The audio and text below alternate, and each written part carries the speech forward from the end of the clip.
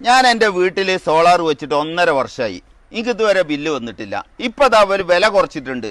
Sally എത്രയാണ് ഇപ്പൊ കുറച്ചോ എന്ന് പറഞ്ഞു കൊടുത്താ? ഇപ്പൊ നമുക്കൊരു 6000 രൂപന്റെ ബില്ല് സീറോ ആക്കാൻ സബ്സിഡി കഴിഞ്ഞിട്ട് വെറും 1 ലക്ഷം രൂപ മതി. അതേപോലെ തന്നെ 10,000ന്റെ ബില്ല് സീറോ ആക്കാൻ വെറും 2 ലക്ഷം രൂപ മതി. അപ്പൊ നമ്മളൊക്കെ എന്താ കരുതേണ്ടതെന്ന് വെച്ചാൽ ഇന്ന് സോളാർ വെച്ചാളി. ആ കറണ്ട് ചാർജ് ഇങ്ങനെ കൂടുന്നുണ്ട്, നമ്മളെ നെഞ്ച് എരിയൂല. മറ്റേ ആവുമ്പോൾ നമ്മൾ ഇനി എത്ര കൊടുക്കേണ്ടി വരും പഠിച്ചവനെ? 16,000. എനിക്ക് 16,000 ഇപ്പം പോരാ, എനിക്ക് കൂടിയിട്ടുണ്ട്. കാരണം വെച്ചാൽ ഒരുപാട് ലൈറ്റുകളൊക്കെ ഞാൻ വീട്ടിലിപ്പോൾ പുതിയ റിനിവേഷൻ കഴിഞ്ഞാൽ വെച്ചിട്ടുണ്ട്. അപ്പോൾ 25 യൂണിറ്റോടെ ഞാൻ കത്തിക്കുന്നുണ്ടല്ലേ. അപ്പോൾ ഇത് നോക്കിയിട്ട് അപ്പോൾ നമ്മൾ ഈ കറണ്ട് കൂടുന്നതിനനുസരിച്ച് നമ്മളിവിടെ നെഞ്ച് ഇങ്ങനെ എരിയൽ തുടങ്ങും. അപ്പം നിങ്ങളൊക്കെ ഈ സോളാർ നിർബന്ധമായി വെച്ചോളൂ. ആൾക്കാർ പലതും പറയും അത് ഇങ്ങനെയാണ് അങ്ങനെ ഒന്നുമില്ല കേട്ടോ.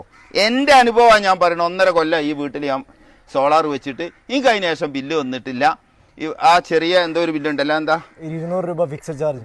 സോളാറുകൾ വേണ്ടിയോല് വിളിച്ചോളി സാലിനെ. നമ്പറും കാര്യങ്ങളൊക്കെ അടിയിലുണ്ട്. ഒട്ടും വഴുകണ്ട, പെട്ടെന്ന് തന്നെ വെച്ചാൽ അത്രയും കറണ്ട് ബില്ല് കുറവ്. 1 കൊല്ലം മാത്രം നിങ്ങൾ നോക്കിയാൽ മതി, നിങ്ങളെ പൈസ മുതലാവും കേട്ടോ.